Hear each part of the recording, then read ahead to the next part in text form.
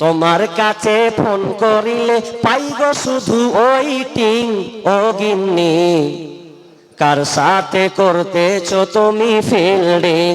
ও গিন্নি কার সাথে করতেছো তুমি ফিল্ডিং? তোমার সাথে তোমার কাছে ফোন করিলে পাই গো শুধু ওয়েটিং।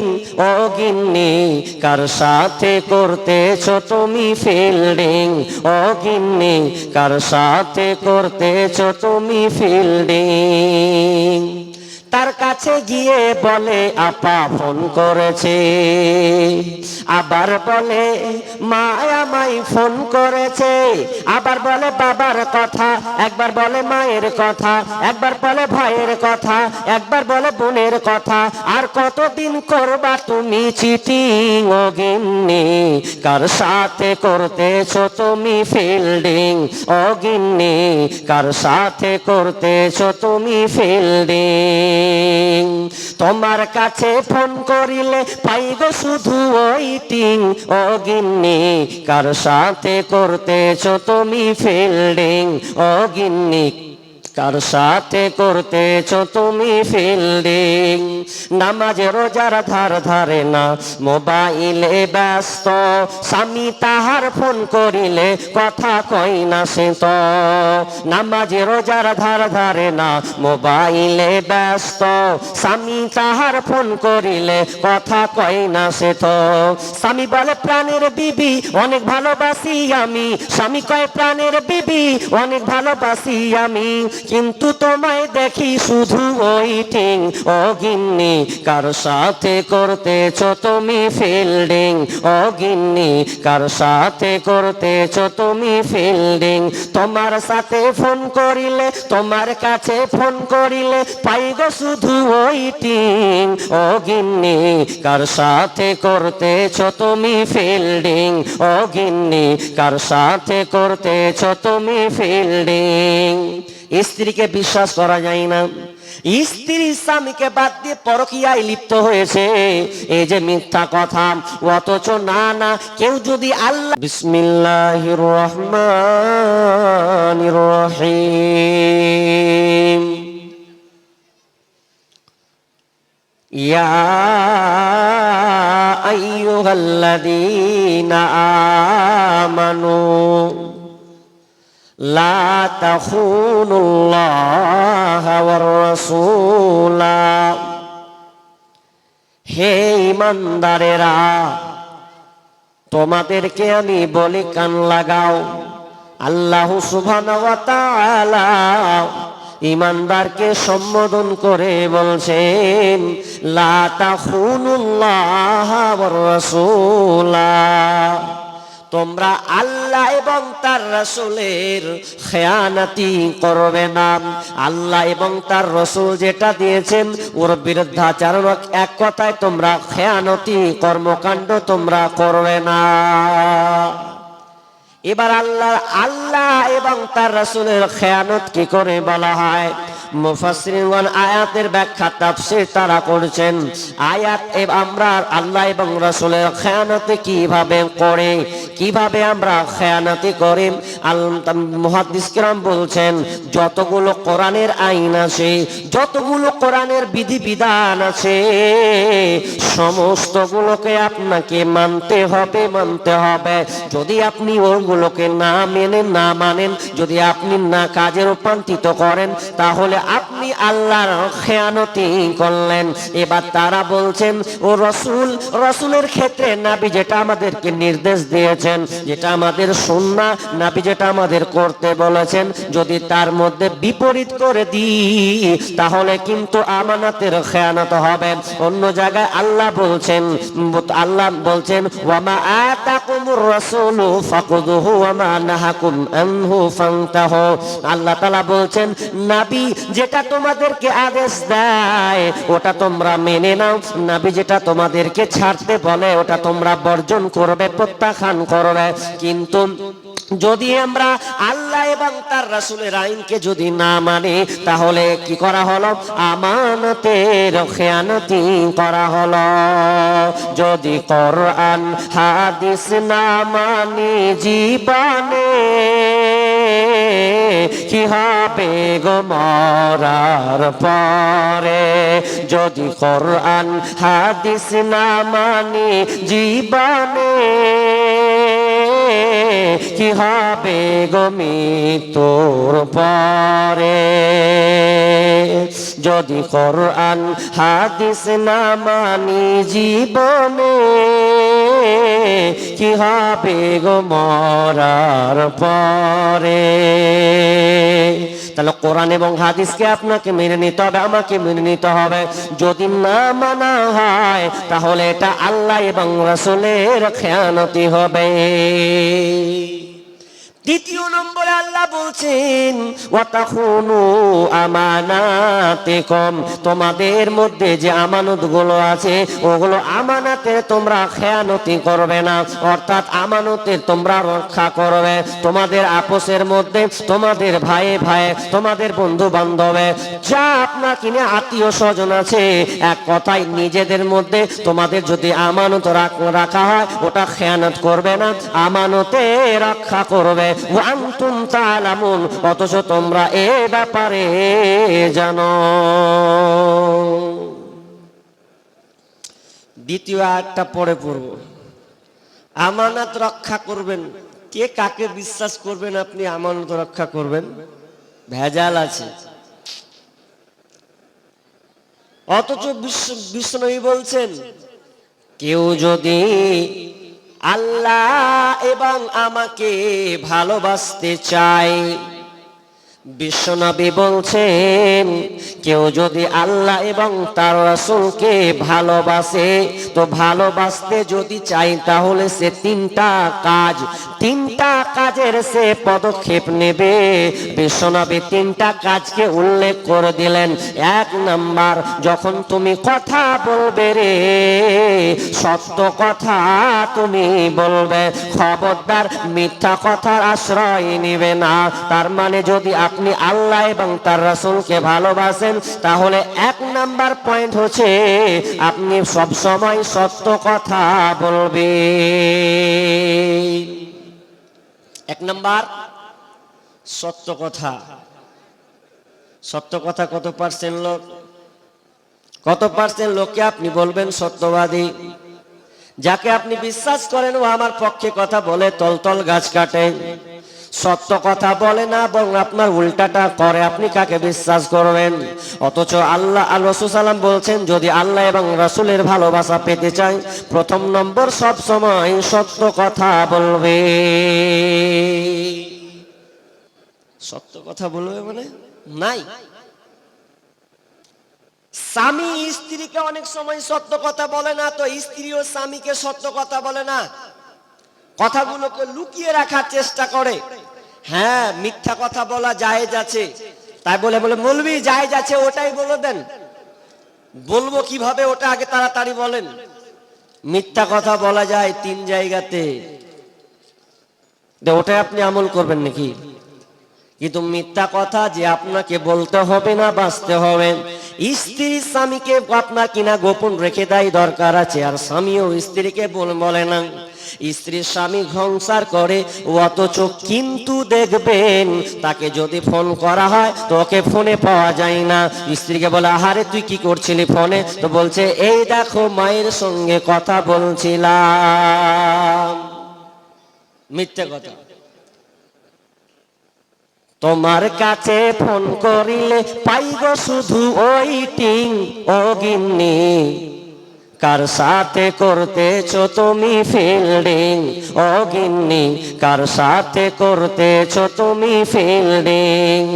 তোমার সাথে তোমার কাছে ফোন করিলে পাইব শুধু ওয়েটিং, ও গিন্নি কার সাথে করতেছো তুমি ফিল্ডিং, ও গিন্নি কার সাথে করতেছো তুমি ফিল্ডিং। তার কাছে গিয়ে বলে আপা ফোন করেছে, আবার বলে মা আমায় ফোন করেছে, আবার বলে বাবার কথা, একবার বলে মায়ের কথা, একবার বলে ভাইয়ের কথা, একবার বলে বোনের কথা। আর কতদিন করবা তুমি চিটিং ও গিন্নি, কার সাথে করতেছো তুমি ফিল্ডিং ও গিন্নি, কার সাথে করতেছো তুমি ফিল্ডিং। তোমার কাছে ফোন করিলে পাই গো শুধু ওয়েটিং ও গিন্নি, কার সাথে করতেছো তুমি ফিল্ডিং ও গিন্নি, কার সাথে করতেছো তুমি ফিল্ডিং। নামাজে রোজার ধার ধারে না, মোবাইলে ব্যস্ত, স্বামী তাহার ফোন করিলে কথা কই না সে তো। নামাজে রোজার ধার ধারে না, মোবাইলে ব্যস্ত, স্বামী তাহার ফোন করিলে কথা কই না সে তো। স্বামী বলে প্রাণের বিবি অনেক ভালোবাসি আমি, স্বামী কয় প্রাণের বিবি অনেক ভালোবাসি আমি, কিন্তু তোমায় দেখি শুধু ওয়েটিং ও গিন্নি, কার সাথে করতেছো তুমি ফিল্ডিং ও গিন্নি, কার সাথে করতেছো তুমি ফিল্ডিং।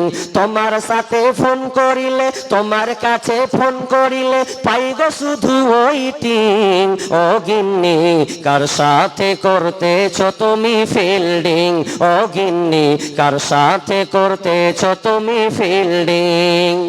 স্ত্রীকে বিশ্বাস করা যায় না, স্ত্রী স্বামীকে বাদ দিয়ে পরকীয়ায় লিপ্ত হয়েছে, এই যে মিথ্যা কথা। অথচ না না, কেউ যদি আল্লাহ এবং তার রাসূলের ভালোবাসা পেতে চায়, এক নাম্বার সৎ বিশ্বনবী বললেন, যখন তুমি কোনো কথা বলবে রে সত্য কথা বলবে। নাম্বার দুই, বিশ্বনবী বললেন, দ্বিতীয় নম্বর আমানত রক্ষা করবে। কেউ যদি তোমাকে আমানত দেয়, খবরদার আমানতের খেয়ানাতি করবে না, তুমি আমানত রক্ষা করবে।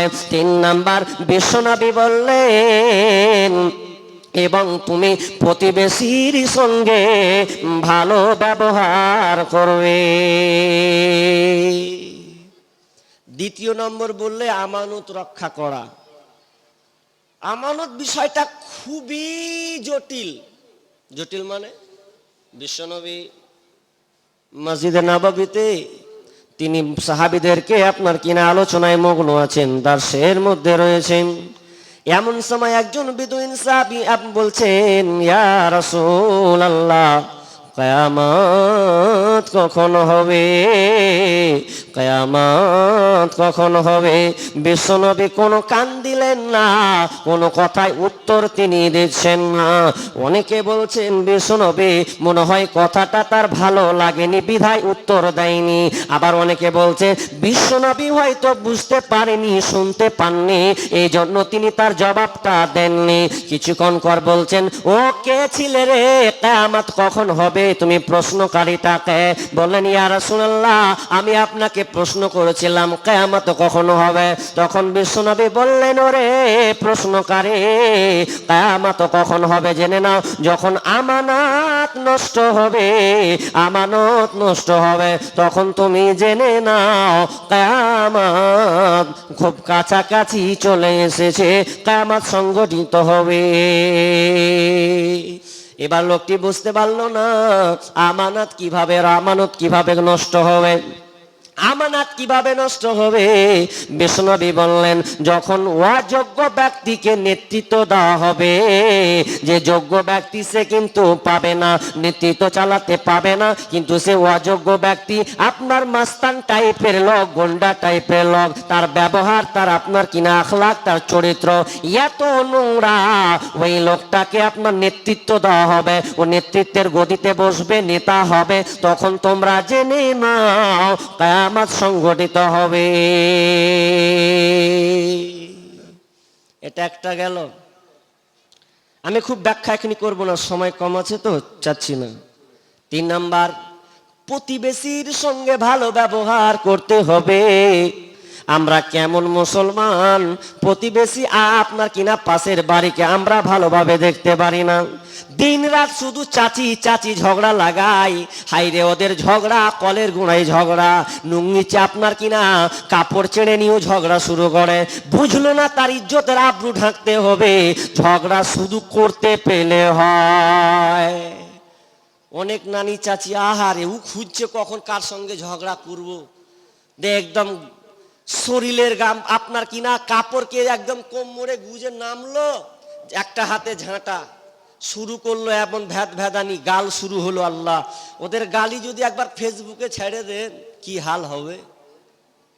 কিন্তু বিশ্বনবী বলছেন না, যদি তুমি আল্লাহকে এবং রাসূলকে ভালোবাসতে চাও তাহলে প্রতিবেশীর সঙ্গে ভালো ব্যবহার করা লাগবে। বিশ্বনবী বলছেন লা ইয়াদখুলুল জান্নাতা মান লা ইয়ামানু জারুহুল বাওয়াইকা। বিশ্বনবী বলছেন ওই লোকেরা ওরা জান্নাতে যাবে না, ওরা কোনোদিন জান্নাতে প্রবেশ করবে না যার হাত থেকে তার প্রতিবেশী নিরাপদ নয়, যার অন্যায় থেকে প্রতিবেশী নিরাপদ নয়, ওই প্রতিবেশী কোনোদিন জান্নাতে যাবে না। এক কথায় আপনি যদি ভালো হন তাহলে আপনার প্রতিবেশী ভালো থাকবে, এবং যদি আপনি খারাপ আচরণ করেন প্রতিবেশীর সঙ্গে, অন্যায় অশ্লীল ভাষার বাক্য যদি আপনি ব্যবহার করেন, তাহলে বিশ্বনবী বলছেন ও কোনোদিন জান্নাতে যাবে না। একজন লোক এসে বলছে ইয়া রাসূলুল্লাহ, একটা মেয়ে আছে তো মেয়েটার নামাজ পড়ে, রোজা রাখে, দান সাদকা করে, সবকিছুই ভালো, কিন্তু ওর মুখের চোপাটা ভালো নয়। দিন রাত খালি ভ্যাদ ভ্যাদ ভ্যাদ করে, অশান্তি আপনার কিনা প্রতিবেশীকে অশান্তি করে দেয়। যে ভালো পরিবার ও শান্তি পায় না, পাশের গাল গালাগালি শুনে শান্তি পায় না। তো বিশ্বনবী বলেন তো ওই মেয়েটা জান্নাতে যাবে কিনা? মা বোন ভালো করে কান লাগান, আপনারা তো ঝগড়াতে খুব পারদর্শী, একবার কান লাগান। বিশ্বনবীকে বলা হলো মেয়েটা নামাজও পড়ে, রোজা রাখে, দান সাদকা করে, পর্দা করে, কিন্তু তার মুখের ভাষা এত খারাপ যে প্রতিবেশী তার কথাতে অশান্তিতে থাকে, সব সময় গালিমন্দ করে। এবার বিশ্বনবী বললেন ওই মেয়েটা জাহান্নামে যাবে, জাহান্নামে যাবে। এবার প্রশ্ন করা হলো ইয়া রাসূলুল্লাহ, আর একটা মেয়ে আছে যেই মেয়েটা নামাজ পড়ে, রোজা রাখে, কিন্তু ওর মতন অত বেশি তাহাজ্জুদ গুজারি নয়, অত বেশি দান সাদকা করে না, একটা মধ্যবিত্ত পরিবারের মেয়ে, সেই মেয়েটা একটি স্বাভাবিক হিসাবে থাকে, কিন্তু বিশ্বনবী গো ওই মহিলার মুখের আপনার কিনা জবানটা এত সুন্দর যে সবাই তার ব্যবহারে মুগ্ধ হয়ে যাচ্ছে, সবাই তাকে ভালোবাসে, তার মুখের আপনার কিনা কথাবার্তাটা এত সুন্দর। বিশ্বনবী গো বলেন তো ওই মেয়েটার হালাত কি হবে? তখন বিশ্বনবী বলছেন ওই মেয়েটা হবে জান্নাতে, ওই মেয়েটা জান্নাতে যাবে। তার মানে এই হাদিস দ্বারা আমরা বুঝতে পারলাম আপনি যতই তাহাজ্জুদ গুজারি হন না কেন, যদি আপনার মুখের ভাষা নোংরা হয়, বর্বর জঘন্য হয়, গালমন্দ ভাষা হয়, তাহলে আপনি জান্নাতে যাবেন না। যদি আপনি নেকিতে আপনি কমজোরি থাকেন, কিন্তু আপনার নেগেটিভ পজিটিভ উভয়কে লক্ষ্য করেন, আপনার মুখের ভাষা যদি সুন্দর হয়, প্রতিবেশী যদি আপনাকে বলেন না এক নম্বর বাড়িওয়ালা, খুব সুন্দর বাড়িওয়ালা, এই বাড়িটা পরিবার খুব সুন্দর, সবাই যদি প্রশংসা করে, তার মানে আপনি ভালো প্রতিবেশী। তাহলে বিশ্বনবী বললেন ওরা জান্নাতে যাবে। তা গেল। এবার চলেন আমানত, বিষয় হচ্ছে আমার আমানত রক্ষা করবেন। এবার মনে মনে ভাবছি আহারে আমানত পেয়ে খুব অনেকে একবার আনন্দ ফুল্লাস উঠছে, আনন্দ, এত তার আনন্দ হচ্ছে যে বলার কথা নয়। বক্তব্য শুনতেই থাকুন, আওয়াজ বন্ধ করুন। কি বলছিলাম? আমানত। অনেকে সর্দার মোড়ল আছে, আহা ও ভাবছে সর্দারি মোড়ল পেয়েছি মানে বিশাল ব্যাপার রে বাপ, ওটা আপনার জন্য বোঝা। কান লাগান, সর্দার মোড়ল যারা আছেন কান লাগান। সর্দার মরণ নিয়ে গ্রামে মারামারি হয়, আপনাদের এদিকে হয়? হ্যাঁ, আমাদের মুর্শিদাবাদে মারামারি হয়। ওকে যখন বলছে, ওর যখন নাম লিস্টে উঠলো না, তখন বলছে আবে হাট, দরকার নাই, হারা 10টা লিয়ে আমরা কি হব, মরণ হবো, আমি আমি সর্দার হব, দরকার নেই, আমার পরিবারে যেটি আছে বংশ এটিকে লিয়ে হবো। মারামারি। আবার অনেকে সর্দার পদ পেলে আবার ছাড়তে চায় না গো।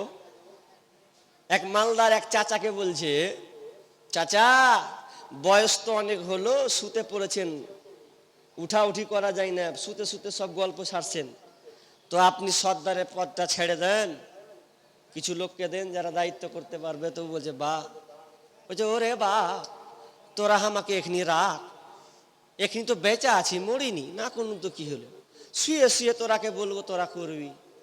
কত যে ওকে মিঠা লেগেছে, লোক বলছে ছাড়তে, তো বলছে ছাড়বো না, এখনি এখনি আমার দম বন্ধ হয়নি যে, তার মানে ওকে কত মজা লেগেছে। কিন্তু সর্দার মরো কান লাগাও, খবরদার এটা মনে করিও না যে ভালো পদ